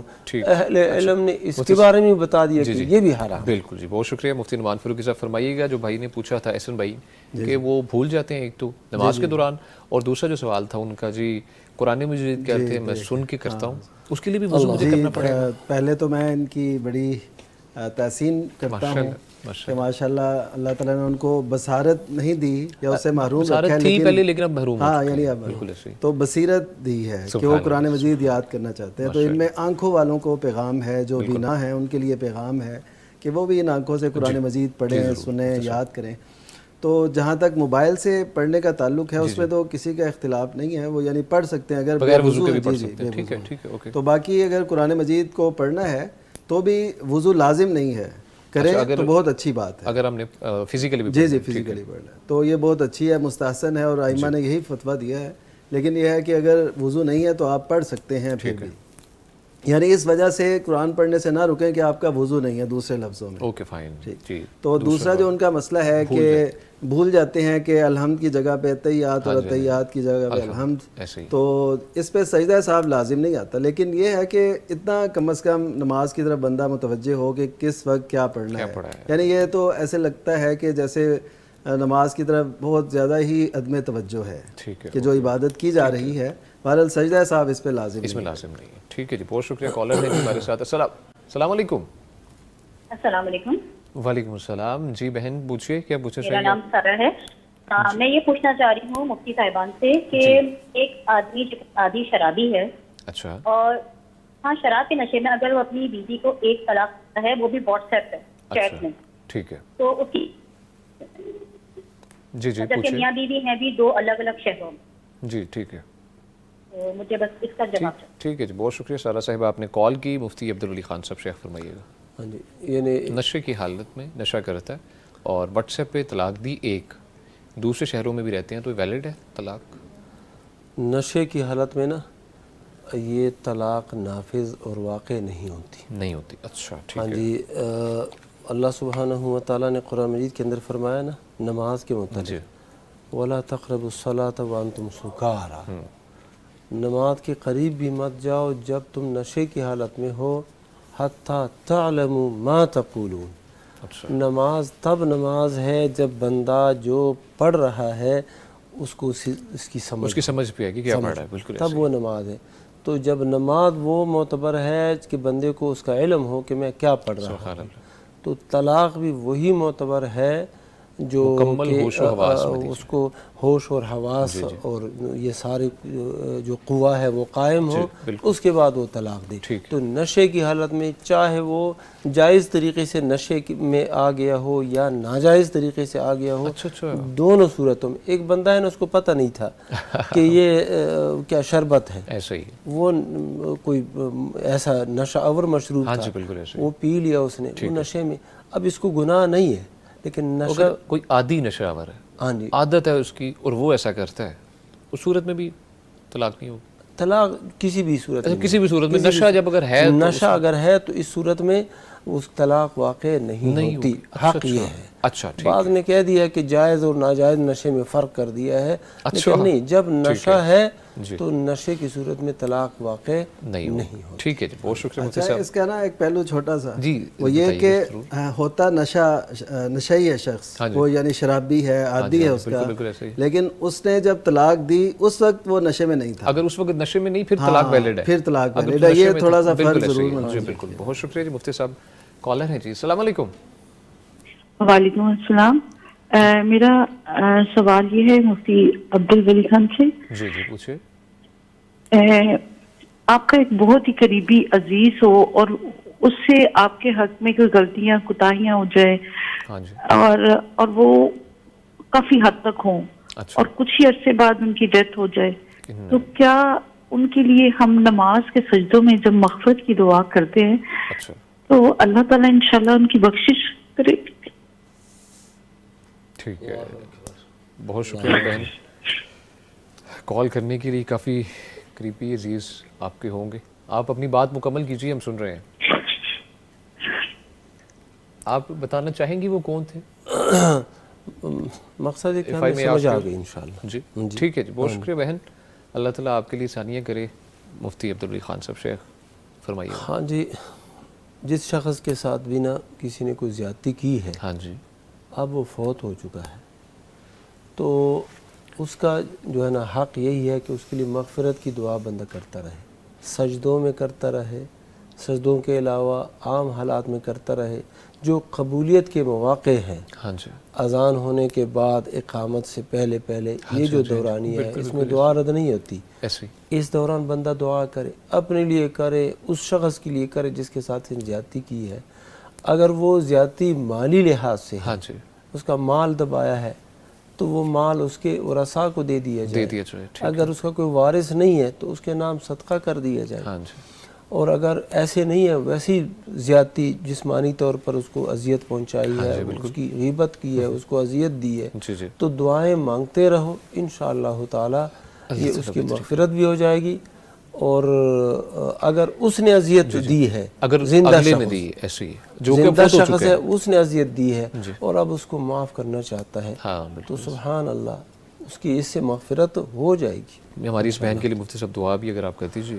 اللہ سبحانہ و تعالی ہماری اس بہن کو اطمینان نصیب فرمائے، قلبی سکون نصیب فرمائے، اور ان کے جو مسائل ہیں، مشاکل ہیں، اللہ سبحانہ و تعالی وہ تمام کے تمام حل فرمائے۔ آمین جی، بہت شکریہ مفتی صاحب۔ ناظرین، آپ کی کالز اور سوالات کا سلسلہ جاری ہے، چھوٹی سی بریک ہے، ہمارے ساتھ رہیے گا۔ ویلکم بیک جی، گفتگو کا سلسلہ آگے بڑھاتے ہیں، لیکن آپ کو ریمائنڈر کرواتے چلیں، آپ اس پروگرام میں لائیو کالز کے تھرو شریک ہو سکتے ہیں۔ کرنا کیا ہے، آپ نے پیغام ٹیلی ویژن کی جانب سے دیے گئے UN نمبر پہ آپ نے کال کرنی ہے۔ نمبر آپ کی اسکرینس پہ بھی اس وقت چل رہا ہے، آپ نمبر نوٹ فرما لیجیے، 0421170000، یعنی 0421117000۔ اس کے علاوہ آپ ہمیں یوٹیوب پہ بھی جوائن کر سکتے ہیں، پیغام ٹی وی لائیو سرچ کیجیے اور کمنٹ سیکشن میں اپنے سوالات لکھیے، مفتیان کرام سے ان کے جوابات آپ کو مہیا کیے جائیں گے۔ ایز ویل ایز آپ ہمیں واٹس ایپ پہ ریچ کر سکتے ہیں، نمبر نوٹ فرما لیجیے، 0321565200، یعنی 0321565200۔ آپ کی جانب سے جو سوالات بھیجے گئے ہیں اس کی جانب بڑھیں گے۔ مفتی عبدالولی خان صاحب، مفتی صاحب پوچھا گیا ہے کہ اگر مجبوری کی وجہ سے کسی قریبی کے جنازے سے رہ جائیں تو گناہ تو نہیں ہے؟ نہیں، مجبوری میں تو گناہ نہیں ہے۔ اچھا، باقی یہ ہے کہ حدیث مبارک میں تو یہ آیا ہے کہ حق المسلم علی المسلم ست، مسلمان کے مسلمان پر 6 حقوق ہیں. اچھا. ان حقوق میں سے ایک حق یہ ہے کہ جب وہ فوت ہو جائے تو اس کے جنازے میں شریک ہونا. اچھا. تو جب یہ قریبی ہے تو چاہیے تو یہ تھا کہ اس کی جنازے میں شریک ہو جاتا. ٹھیک ہے. لیکن اگر کوئی مجبوری ہے اور اس مجبوری کی وجہ سے یہ شریک نہیں ہو سکا ہے تو لا یکلف اللہ نفسا الا وسعها، اللہ سبحانہ و تعالیٰ کسی کو اس کی طاقت سے زیادہ پابند اور مکلف نہیں بناتا. فاتقوا اللہ ما استطعتم، اللہ نے فرمایا اللہ سے ڈرو جتنی تمہاری طاقت ہے. ہاں بالکل. تو طاقت سے زیادہ بندہ وہ پابندی نہیں ہے. بالکل جی. بہت شکریہ مفتی صاحب. مفتی نعمان فاروقی صاحب، شیخ فرمائیے گا کہ جمعے کے خطبے میں سونا یا ادھر ادھر دیکھنا بھی گناہ ہے؟ جی، جمعے کا جو خطبہ ہے اس کے خصوصی آداب نبی کریم صلی اللہ علیہ وسلم نے بیان فرمائے ہیں، جن میں سے یہ بھی ہے کہ کوئی کسی سے یہ بھی نہیں کہہ سکتا کہ خاموش ہو جاؤ. اچھا ٹھیک ہے. یعنی مطلب کیا ہے کہ اتنا دھیان اور اتنی توجہ ہو کہ ہر چیز سنی جائے. اور آپ اس بات کا اندازہ کیجئے کہ فرشتے جن کی یہ خطبہ سننا ضرورت نہیں ہے، ہاں جی، کیونکہ جمعے میں تو مسائل بیان ہوں گے، احکام بیان ہوں گے جو انسانوں سے متعلق ہیں، جنوں سے متعلق ہیں، وہ بیان ہوں گے. لیکن فرشتے جو لکھ رہے ہوتے ہیں نام آنے والوں کے، وہ اپنا رجسٹر بند کر کے یستمعون الذکر، وہ ذکر شروع کر دیتے ہیں سننا، غور سے سنتے ہیں. یستمعون کا مطلب غور سے سنتے ہیں. تو جن کی ضرورت نہیں ہے وہ اعلیٰ ترین مقرب فرشتے وہ یہ سن رہے ہیں، تو انسان جن کے لیے یہ ہے ان کو تو بالاولیٰ پورے انہماک سے اسے سننا چاہیے. ٹھیک. تو بہرحال یہ ہے کہ جو شخص عدم توجہ کرتا ہے اور اسے نیند آ جاتی ہے، اسے بس یہ ہے کہ کوئی بلکہ لوگ آتے بھی ہیں جمعے پہ اس لیے ثواب کے لیے آتے ہیں نا، ظاہر اوبویسلی سب ثواب کے لیے ہی آتے ہیں. ہاں جی، نیت اور سیکھنے کے لیے، لیکن وہ ظاہر ہے وہ سکون بھی ہوتا ہے اور ذرا راحت بھی ہوتی ہے اور ایسا ماحول بھی ہوتا ہے. تو اس وجہ سے اہتمام تو کرنا چاہیے جاگے. بالفرض اگر کوئی سویا رہ گیا ہے یا سو گیا ہے، اس کو نیند آ گئی، تو ایسی کیفیت نہیں بنانی چاہیے جیسے نبی صلی اللہ علیہ وسلم نے اپنے گھٹنے پکڑ کے بیٹھنے سے، اپنی ٹانگیں اٹھا کر یعنی گھٹنے کھڑے کر کے اور ایسے بیٹھنے سے منع فرمایا. اسی طرح اگر کوئی کپڑا وغیرہ باندھ کے بیٹھے اس سے ہی منع فرمایا. اسی طرح مسجد میں کوئی ایسے کر کے رکھے، اسے تشویق کہتے ہیں، تو یہ بھی مسجد میں منع ہے. اچھا ٹھیک ہے. تو یہ کیوں ساری باتیں منع ہے؟ تاکہ یہ سستی، غفلت اور ایسی کیفیت ہی جمعہ پڑھنے والوں میں پیدا ہی نہ ہو. ہاں بالکل ایسا. ٹھیک ہے، یعنی مسجد میں آئے تو چاک چوبند ہوں اور بڑے متحرک ہوں اور ایسا. اچھا مفتی صاحب، ایک خطبہ اور نصیحت جو ہے دونوں ڈیفرنٹ چیزیں؟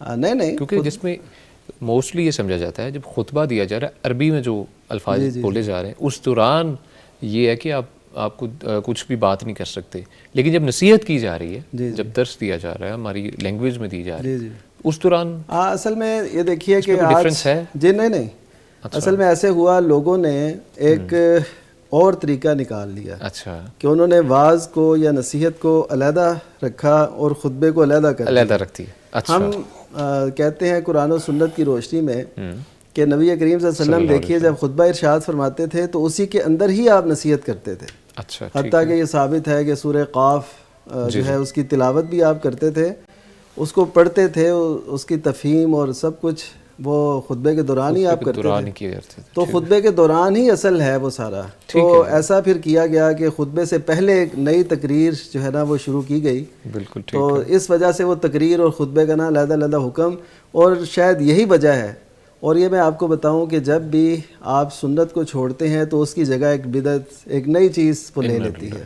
تو اس وجہ سے ہمیں اس سے تو ویسے ہی بچنا چاہیے. جو سنت طریقہ ہے اس کے دوران آپ بات کریں. بالکل ایسے ہی. اب دیکھیں اس سے بڑی ظاہر پرستی کی اور کیا دلیل ہوگی کہ ایک بندہ کہے کہ جو خطبہ صرف وہی ہے جو عربی میں ہے. حالانکہ نبی صلی اللہ علیہ وسلم کے سامنے عرب ہوتے تھے نا، تو آپ ان کو عربی میں بات کرتے تھے. نصیحت کے وہ الفاظ ثابت ہیں، آپ ذکر کرتے، آپ اللہ تعالیٰ کی احکام لوگوں کو بتاتے. تو اس کا مطلب یہ ایسا پرسپیکٹو تھا جو کلیئر کرنا ضروری ہے، وہ بہت سے دیکھنے والے ان کا ایسا پرسپیکٹو تھا. اور اسی طرح جو سونا ہے تو وہ ظاہر ہے اگر کوئی غفلت کی بنیاد پر ایسا کرے گا تو پھر وہ ظاہر ہے اس کا جواب دہ ہوگا کہ وہ کیوں اس نے غفلت برتی. جس میں اتنے آداب بتائے گئے، اتنا اس پہ ذمہ داری ہے، اور یہ ایمان کے پودے کی آبیاری کے لیے آیا ہے اور یہ سو رہا ہے. کوشش کرنی چاہیے اہتمام کے ساتھ. جی اہتمام کے ساتھ غسل کر کے اور کسی پہ نیند غالب آ جائے تو وہ پھر ظاہر ہے اس نیند کو دور کرے جس طرح بھی ہو سکے. ٹھیک ہے جی, بہت شکریہ. کالر ہیں جی, السلام علیکم. وعلیکم السلام. ہما صاحبہ ہیں گجرات سے.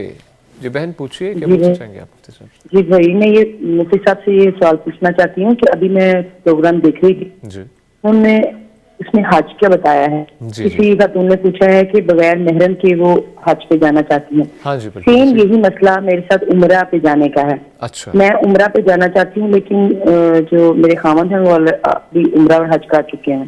اوکے, ہم میں سے فائنینشلی یہ ہے کہ ایک بندہ جا سکتا ہے. اوکے, کیا میں بغیر محرم کے کسی گروپ میں عمرے پہ جا سکتی ہوں؟ خواتین کے گروپ کے ساتھ. ٹھیک ہے, ٹھیک ہے جی, بہت شکریہ, بہت شکریہ ہما صاحبہ آپ نے کال کی. مفتی عبدالولی خان صاحب شیخ فرمائیے گا. ہاں جی, حج اور عمرے کا حکم تو ایک ہی ہے, دونوں کا سیم ہے. ہاں جی. جب حج کے لیے عورت جا سکتی ہے ان شرائط کے ساتھ جن کا ذکر شیخ صاحب نے بھی کیا, مفتی محمد نعمان صاحب نے, اور میں نے بھی اس پر اضافہ کیا, ان شرطوں کے ساتھ خاتون جا سکتی ہے. ایک پرامن طریق ہے, پرامن راستہ ہے, اور اس طرح کی ایک جماعت ہے خواتین کی, قابل اعتماد لوگ ہیں, تو جا سکتی ہے. ٹھیک ہے, ٹھیک ہے, اس میں عمرے کے لیے بھی جا سکتی ہے اور اچھا مفتی صاحب آپ دیکھیے کہ ہم بات کر رہے تھے, یہ ہماری بہن نے کال کر لی, اس کے علاوہ بہت سے ایسے لوگ ہیں جن کے الحمدللہ یہ پرسپیکٹو کلیئر ہوگا. یہ بہت معاملہ خواتین کو ڈسٹرب کرتا ہے اور کم علمی وہ نہیں علم ہوتا تو اس کی وجہ سے وہ رکے ہوئے ہیں بہت عرصے سے. مفتی صاحب یہ بنیادی ایک مسئلہ ہے, اختلاف ہے بالکل بہت سے اہل علم کا, بلکہ جمہور اہل علم کا, ان کا فتویٰ یہ ہے کہ نہیں جا سکتی. اچھا, ان کا فتویٰ موجود ہے مفتی صاحب؟ ہاں جی. وہ کس بیس پہ کہتے ہیں کہ نہیں جا سکتے؟ وہی جو حدیث میں آتا ہے نا کہ عورت محرم کے بغیر سفر نہیں کر سکتی ایک دن ایک رات کی. اچھا ٹھیک ہے, وہ یہ ڈیفنس کے لیے پیش کرتے ہیں. بالکل تو اسی بنیاد پر وہ کرتے ہیں. تو حنابلہ اور احناف ان کا تو یہ مسئلہ ہے. موالک جو امام مالک رحمہ اللہ کے متبعین ہیں اور شوافع جو امام شافعی رحمہ اللہ کے متبعین ہیں, وہ کہتے ہیں جا سکتی ہے. موالک میں سے شیخ الاسلام ابن تیمیہ رحمہ اللہ, ان کا یہ قول ہے, اور عصر حاضر کے بہت سے محققین وہ یہ بتاتے ہیں کہ جا سکتی ہے. اور یہ جو حالات اب پیش آئے ہیں نا کہ امن امان ہے, کوئی کسی خاتون کو ایسے یعنی کہ نقصان نہیں پہنچا سکتا, ضرر نہیں پہنچا سکتا, بالخصوص حرم شریف میں اور حرم کے ارد گرد مکہ مکرمہ, مدینہ منورہ, وہاں پر یعنی یہ تصور بھی نہیں ہو سکتا کہ کوئی کسی خاتون کو کوئی نقصان پہنچائے. الحمدللہ. مفتی نعمان فاروقی صاحب شیخ, چاہوں گا آپ بھی ایڈ آن کریں, بہت اہم مسئلہ ہے یہ. ہاں بس یہ ہے کہ ہم نے جو اس حوالے سے ڈسکشن کی جی تو اس حوالے سے اب یہ ہے کہ یہ نہ ہو کہ محرم ہونے کے باوجود, وسائل ہونے کے باوجود کوئی اسے فائدہ اٹھانا شروع کر دے. بس یہ ڈائریکٹ کیس کی کوشش یہ ہونی چاہیے محرم کے ساتھ. دوسرا یہ ہے کہ دیکھیے ایک پاکیزہ سفر ہے نا, اور انسان کے کیا جذبات ہیں کہ میں اللہ کا گھر دیکھنے جا رہا ہوں. یقین کیجئے کہ 40 سال 50 سال لوگ, خواتین مرد, وہ چاہت کرتے ہیں جی ہم نے دیکھنا ہے وہ حرم. سبحان اللہ. تو جب ایسا موقع ملا ہے تو اپنے ذہن کو, اپنی سوچ فکر کو بھی بڑا پاکیزہ رکھنا چاہیے.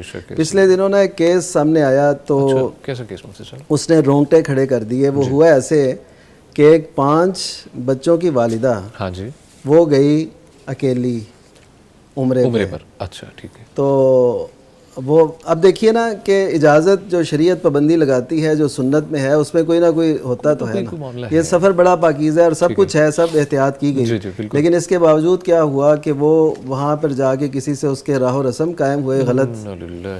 تو وہ یقین کیجئے واپس آئی عمرے سے, اور واپس آ کے پھر ایک دن چپکے سے وہ اپنے گھر سے اپنے بچوں کو چھوڑ کے چپکے سے نکلی اور دوبارہ وہاں پہ چلی گئی. اس کے بچے, جو چھوٹا بچہ ہے خصوصاً, وہ بڑا بیمار ہو گیا, یعنی اس کو ہارٹ اٹیک ہوا. مفتی صاحب یہ جو آپ نے بات کی, اس کی وجہ سے تو جواز پیدا ہوگا بہت سے لوگوں کا. آپ کا کیا خیال ہے؟ یہ شاید لاکھوں میں ایک معاملہ جی ایسا ہائی لائٹ اس کو ہمیں ضرورت نہیں. لیکن میں دیکھیں یہ عرض کرنا چاہتا ہوں کہ یہ معاملہ جو ہے یہ جو باقاعدہ محرموں کے ساتھ گئے ہوں ان کے ساتھ بھی ایسا پیش آ سکتا ہے. بالکل ایسے ہی ہے. لیکن تو اصل میں یہ کہنا چاہتا ہوں کہ ہاں جی شریعت میں حکم موجود ہے, اس سے کوئی زیادہ جو ہے نا تجاوز نہ کرے, اسے فائدہ اٹھا لینا چاہیے. ٹھیک ہے جی, نرمی جو ہے اسلام نرمی کا دین ہے اور نرمی سے فائدہ اٹھانا چاہیے. ٹھیک ہے جی, بہت شکریہ جی مفتی نعمان فاروقی صاحب. شیخ پوچھا گیا ہے جی اکثر لوگ مسجد میں موبائل پہ اونچی آواز سے بات کرتے ہیں جب کال اوبویسلی کال اٹھاتے ہوئے, تو ایسا کرنا درست ہے؟ بہت نارمل ہو چکا ہے. جی جی جی. اچھا, مسجد کے کچھ آداب ہیں, خصوصاً جیسے مسجد نبوی ہے اس پہ تو آواز بلند کرنا, اور اسی طرح حرم ہے اور دیگر مساجد, ظاہر ہے مسجد کے آداب ہیں, اور مسجد میں سارے لوگ منہمک ہوتے ہیں اپنی عبادت, کوئی نفل پڑھ رہا ہے, کوئی قرآن مجید پڑھ رہا ہے. تو کچھ لوگ واقعتاً ایسے کرتے ہیں, ان کو نا کچھ یاد نہیں رہتا کہ ہم کہاں بیٹھے ہیں کہاں. ایک تو یہ ہے کہ ہاں اس حوالے سے میں عرض کروں گا, مسجد میں جب آپ آئیں تو وائبریٹ پہ نہ لگائیں اپنا موبائل.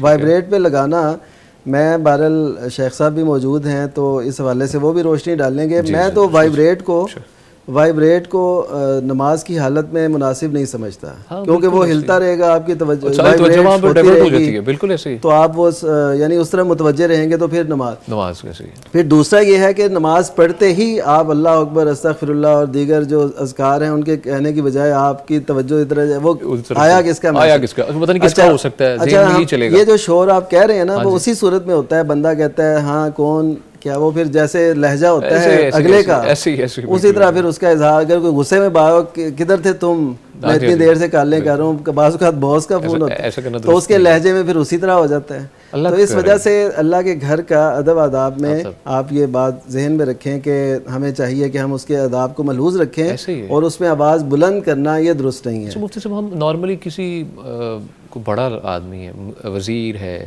مشیر ہے, ان کی گھر میں چلے جائے تو کیا خیال رکھتے ہیں, ہم قدم بھی جو ہے نا بڑی سوچ سمجھ کے اٹھاتے ہیں, اس کے آداب ہیں, اس کے تقاضے ہیں. تو اللہ کا گھر, اللہ اکبر, ہم اتنا لائٹلی لیتے ہیں اس معاملے کو. سید ابو بکر غزنوی رحمہ اللہ, انہوں نے بڑی پیاری بات لکھی کہ آپ جب مسجد کی طرف جا رہے ہوں تو آپ کے دل کے اندر اللہ تعالیٰ کا ادب, اس کی ہیبت ہونی چاہیے کہ میں کس کے گھر جا رہا ہوں.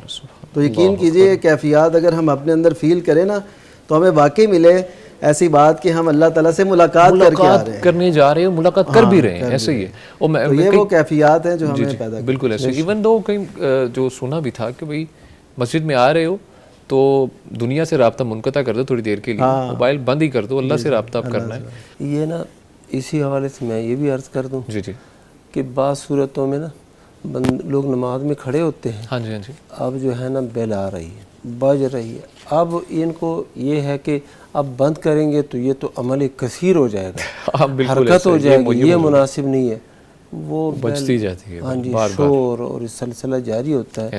اور یہ وائبریشن جو ہے نا, یہ تو اس کی آواز بھی بڑی شدید کریح قسم کی آواز ہوتی ہے, تو بندہ پھر اس کی طرف متوجہ ہوتا ہے. اور بعض لوگ جیسے ہی سلام پھرتے ہیں موبائل نکال کے دیکھنا شروع کر لیتے ہیں, جیسے کہ کیا ہو گیا. اللہ کے بندو, اللہ سبحانہ و تعالیٰ نے اپنے نبی کو جو طریقہ بتایا ہے وہ یہی ہے کہ جیسی سلام پھیرو اللہ اکبر, استغفر اللہ استغفر اللہ استغفر اللہ, پھر اذکار ہے 33 مرتبہ سبحان اللہ, یہ کرنی چاہیے, یہ اداب ہیں. ہاں جی. اور حدیث میں تو یہ بھی آیا ہے, ابو داؤد شریف کی حدیث, کہ جب ہم نوافل پڑھ رہے ہیں, مغرب کے بعد عشاء کے بعد نوافل پڑھ رہے ہیں, حکم یہ ہے کہ جہراً ہم نہیں پڑھیں گے, اس طرح جہر کے بعض کو تکلیف پہنچا رہے ہوں. یعنی قرآن, میں بھی قرآن پڑھ رہا ہوں, دوسرا ساتھی بھی قرآن پڑھ رہا ہے, اب نہ مجھے اپنی تلاوت کی سمجھ آ رہی ہے نہ اس کو آ رہی ہے, تو اب یہ ایذا پہنچانا ایک دوسرے کو. جب قرآن بلند آواز سے اس طریقے سے پڑھنا منع ہے, تو باتیں کرنا اور پھر باہر موبائل کے ذریعے سے کسی شخص سے بات کرنا, مسجد کے آداب جو ان کا خیال رکھنا چاہیے. جی بہت شکریہ مفتیان کرام, بہترین طریقے سے آپ نے اس کو ایلیبوریٹ کیا ہے. ناظرین, یہاں پر وقت ہے چھوٹی سی بریک کا, ہمارے ساتھ رہیے گا. ویلکم بیک جی. آپ کی جانب سے جو سوالات بھیجے گئے ہیں یوٹیوب پہ, ان کی جانب بڑھیں گے. مفتی نعمان فاروقی صاحب, مفتی صاحب محمد ضیاء صاحب لکھتے ہیں, جی السلام علیکم, کیا ٹریکٹر قسطوں پر لینا سود ہے؟ جی, ٹریکٹر جو ہے نا یہ دیا جا رہا ہے قسطوں پر حکومت کی جانب سے, تو اس میں ظاہر ہے قسطوں پہ لینا اس میں اماؤنٹ کچھ زیادہ ہوتی ہے، جو موجودہ قیمت اس سے کچھ زیادہ ایڈ ہوتا ہے اس تو یہ جائز ہے بالکل. قدیم اور جدید بہت سے فقہا اس کی جواز کے قائل ہیں. ٹھیک ہے، اوکے. اس سے بنیادی فرق یہ ہے کہ ایک طرف سے چیز ہے اور ایک طرف سے قیمت ہے، یعنی اس نے چیز کا آپ کو مالک بنا دیا، وہ اب مالک کو اختیار ہے کہ وہ آپ سے اس دورانی کی وجہ سے اضافی پیسے لے رہا ہے. اچھا.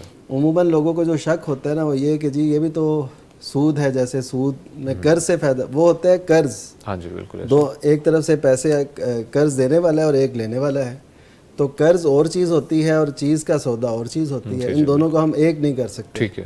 اور یہ بھی ذہن میں رہے کہ جیسے اللہ تعالیٰ کی حرام کردہ چیزوں کو حلال قرار دینا جرم ہے نا، اسی طرح حلال کردہ چیزوں کو حرام قرار دینا بھی جرم ہے. جرم ہے. ٹھیک ہے. ٹھیک ہے. تو اس وجہ سے عام فقہا کا جو موقف ہے وہ درست معلوم ہوتا ہے کہ قسطوں پہ بیع خرید و فروخت وہ جائز ہے، اور یہ بھی قسطوں کی ایک صورت ہے. ٹھیک ہے. تو باقی یہ ہے کہ تھوڑا سا اس میں ایک اور پہلو موجود ہے کہ وہ تحقیق کر لیں جو بھی لے رہے ہیں کہ اگر ان کے بہاف پہ جو ڈائریکٹر لے رہے ہیں ان کے بہاف پہ اگر سود دیا جا رہا ہے تو پھر مرحلہ جو کر رہے آگے وہ ان کا ہے. ان کا. ٹھیک ہے. اچھا مفتی صاحب سوال ہے جی ابو بکر ابو ذر ہے، وہ پوچھتے ہیں جی السلام علیکم، کیا چیٹ جی پی ٹی سے اسلامک مسائل کے بارے پوچھ سکتے ہیں؟ جی چیٹ جی پی ٹی ایک سہولت ہے اور جدید دور کی، جیسے پہلے نیٹ پہ اور وہ دیگر جو ذرائع پہلے گوگل کے ذریعے جی گوگل کے ذریعے سے ہوتا تھا، اب اس کی جگہ جو ہے نا چیٹ جی پی ٹی نے لے لی. اور اس کو اگر تفصیل سے ہم دیکھیں تو اس میں آپ کو نیچے وہ حوالے اور ان ویب سائٹ کے چھوٹے چھوٹے وہ بھی دیتے ہیں کہ ہم نے کہاں سے لیا، بین السطور جیسے ہوتا ہے نا، وہ چیزیں موجود ہوتی ہیں کہ آپ دیکھ سکتے ہیں کہ یہ بات کہاں سے لی گئی ہے. تو اس حوالے سے انتہائی مفید ہے یہ، لیکن اس کے لیے آپ کمانڈ کیسی دیں گے یہ چیز معنی رکھتی ہے کہ اگر آپ یہ کہیں گے کہ ہمیں قرآن و سنت کے مطابق جواب چاہیے تو وہ یہ دے دے گی. اگر آپ قرآن و سنت کی بات اس کے سامنے نہیں کریں گے تو آپ کو پھر بہت سے ایسی باتیں اور چیزیں وہ آپ کے سامنے لا رکھے گی جو ٹھیک نہیں ہوں گی. کسی حد تک بولتے ہیں فیصلہ کرنا تھوڑا مشکل ہے. جی فیصلہ تو مشکل، ہاں یہ میں آپ سے عرض کر رہا ہوں کہ پہلی جو اس پہ بنیادی چیز ہے نا وہ یہ کہ آپ جو عالم نہیں ہیں، جو عالم نہیں ہیں، جو عام آدمی ہیں ان کا دینی نالج اتنا نہیں ہے تو وہ اس سے فیصلہ نہیں کروا سکتے، وہ دھوکہ کھائیں گے. فتویٰ وغیرہ جی فتویٰ وہ کہیں جی ہم چیٹ جی پی ٹی سے پوچھ لیتے ہیں ایسے. اور چیٹ جی پی ٹی میں نے خود یہ دیکھا کہ اس میں ایسی چیزیں بھی کی گئیں اور باقاعدہ عربی عبارت کے ساتھ اور نیچے حوالہ لکھا ہوا، لیکن وہ حدیث ہے ہی نہیں. اچھا یہ میرا اپنا مشاہدہ ہے. اچھا پھر تو یہ الارمنگ سچویشن ہے. اس وجہ سے جن کو نہیں نا علم ہوتا کہ کون سی بات اور کیسے ہے اور کیا، بس یہ ہے کہ اہل علم وہ جلدی اس حوالے تک پہنچ سکتے ہیں، ان کے لیے اچھی ہے. ہاں ان کو پتا ہے کہ یہ اس میں اضافہ نہیں ہے جو یہاں پہ درج کیا گیا ہے. بیسک ہونوں کے لیے ٹھیک ہے، لیکن فیصلہ سازی کے لیے ٹھیک ہے جی. بہت شکریہ. تو اس کے جو اہل علم ہے وہ اس سے فائدہ اٹھائیں اور اٹھانا چاہیے، بہت مفید ہے. لیکن ان کے علم میں پہلے سے یہ بات ہو کہ کیا چیز درست ہے کیا غلط ہے اور کیا. جی ٹھیک ہے جی، بہت شکریہ جی. شیخ محترم فرمانا چاہیے. جی پی ٹی جو ہے نا، جی سر، یہ صرف دینی مسائل کو تو نہیں، اس میں یہ سہولت بالکل تمام تر مسائل، بہت سی دیگر طب کے مسائل ہیں، علاج معالجہ ہے. تو کیا آپ ایک عام شخص کو یہ اجازت دیتے ہیں کہ چیٹ جی پی ٹی کے ذریعے سے وہ اپنا علاج متعین کرے؟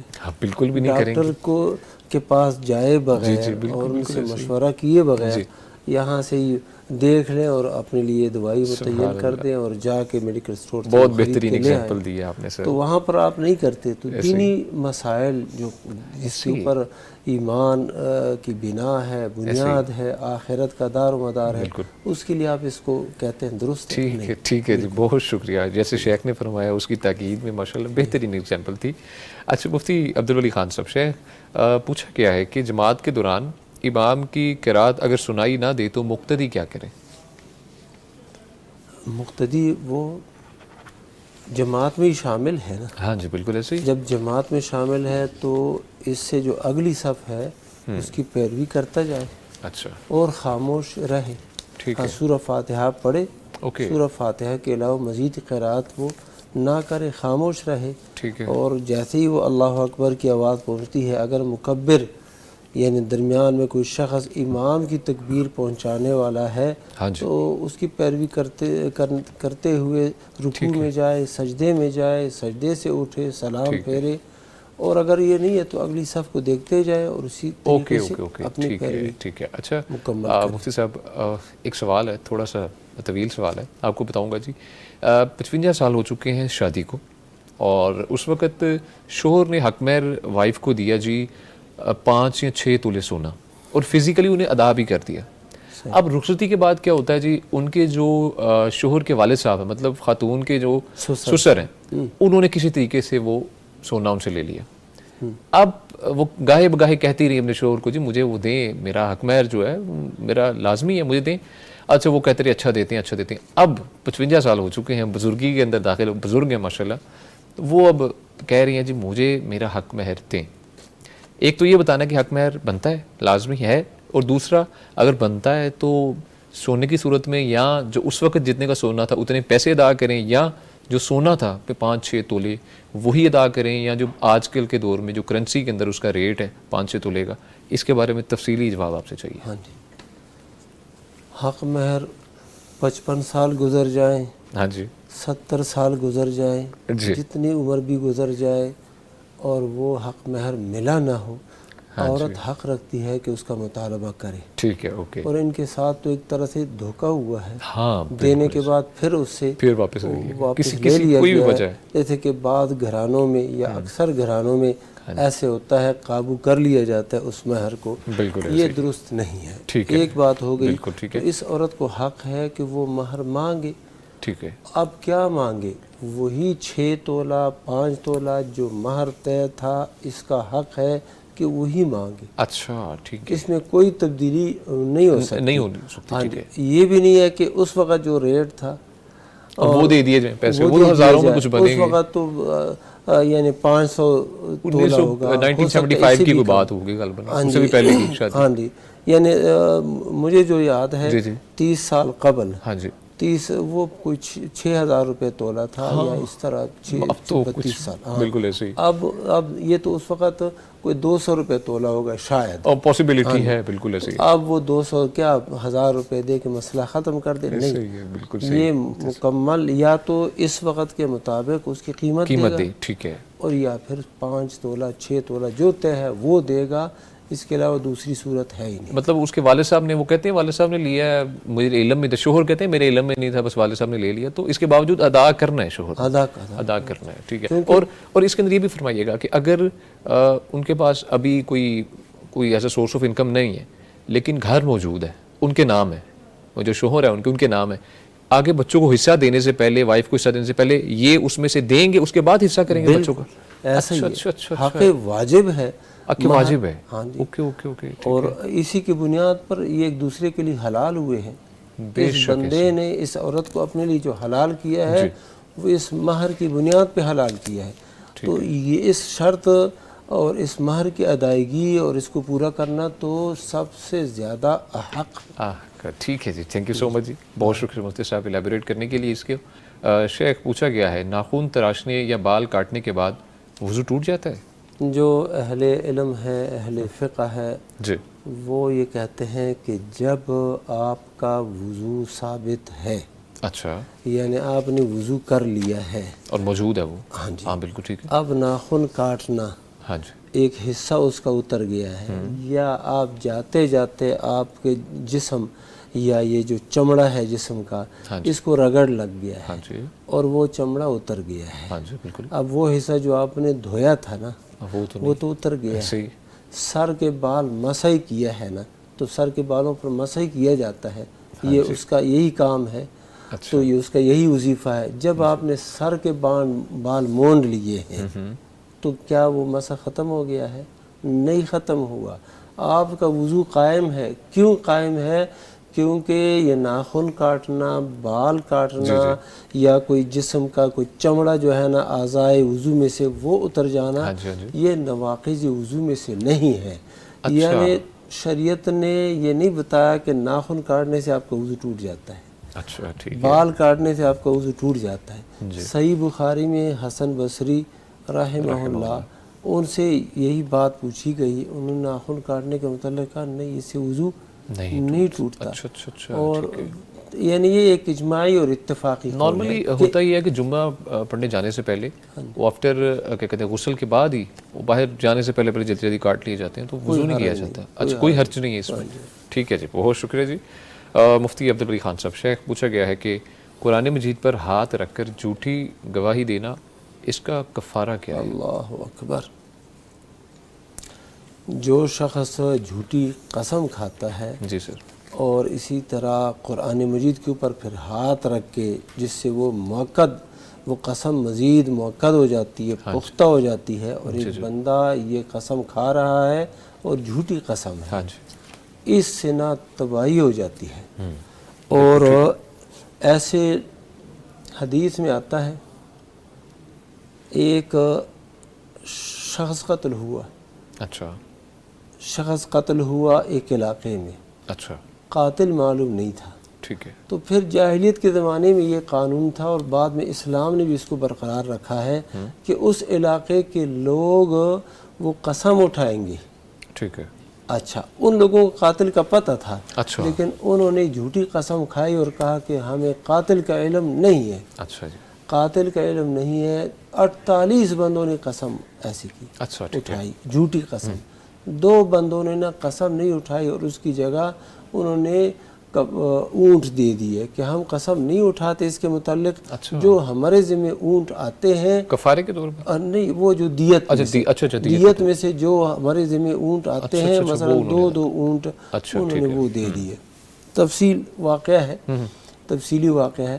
تو اب ہوا یہ کہ جو لوگوں نے جھوٹی قسم اٹھائی تھی نا, وہ سال پورا ہونے سے پہلے ہلاک ہو گئے, اور بچے تو یہی 2 بندے بچے جنہوں نے دے دیا ہوا تھا دیت نے قسم نہیں اٹھائی. میرا اپنا مشاہدہ ہے, میں نے دیکھا ہے, اور یہ ایک دفعہ نہیں 2-3 جگہوں میں ایسے دیکھا ہے. ہاں جی, ایک بندے نے قسم اٹھائی جھوٹی قسم کی یہ زمین میری ہے. اچھا, 3 دن کے بعد وہ بندہ ہلاک ہوا. جھوٹی قسم اٹھانا قرآن مجید کو سامنے رکھ کے یہ نہایت تباکن اتنا بڑا بات ہے. بالکل صحیح. بہت شکریہ مفتیان اکرام, اللہ تعالیٰ حفاظت میں رکھے اور سمجھنے کی توفیق عطا فرمائے. ناظرین, پروگرام اپنے اختتام کو پہنچتا ہے. ہمارے ساتھ موجود رہے فضیلت الشیخ مفتی عبدالولی خان صاحب اور مفتی نعمان فاروقی صاحب, دونوں مفتیان کا بہت شکریہ جی. اللہ تعالیٰ آپ کو اپنی حفاظت میں رکھے. پروگرام اختتام سے پہلے آپ کو بتاتے چلیں کہ یہ پروگرام جو ہے اس کو کرنے کے لیے UMT کا تعاون ہمیں حاصل ہے, جو کہ پاکستان کا پہلا AI پاورڈ ایجوکیشن ایکسپیرینس اپنے اسٹوڈنٹس کو فراہم کر رہے ہیں جی. اسی کے ساتھ چھوٹا سا ریمائنڈر, سنت جو ہے اس کو اپنائیں, روزے رکھیں, کوشش کریں, پیر جمعرات کا روزہ رکھیں, اور ہمیں اپنی دعاؤں میں خاص طور پر یاد رکھیے گا. آپ سے ملاقات ہوگی اگلے پروگرام میں, تب تک کے لیے دیجیے اجازت. اللہ نگہبان. فاسألوا أهل الذكر إن